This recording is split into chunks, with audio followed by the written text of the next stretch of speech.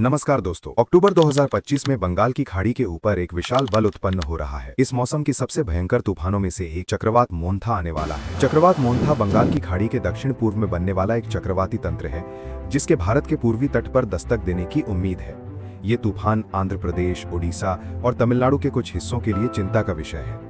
चक्रवात मोन्था 24 अक्टूबर 2025 के आसपास बंगाल की खाड़ी के दक्षिण पूर्व में बने एक सुस्पष्ट निम्न दाब क्षेत्र से विकसित हुआ था।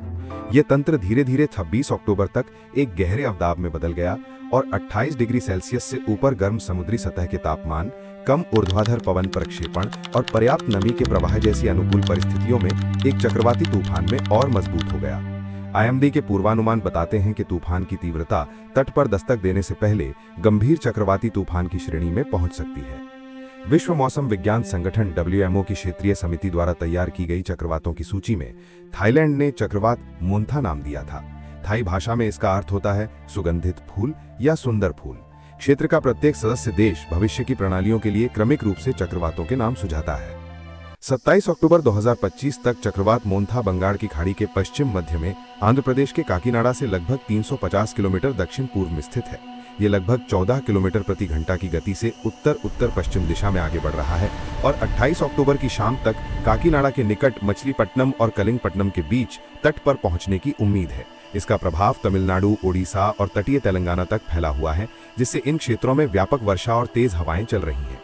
आज रात काकीनाडा के पास तूफान आने का अनुमान है। स्कूल बंद होने, ट्रेनें कैंसिल होने और बिजली की कटौती की आशंका के चलते राहत दल जुट गए हैं।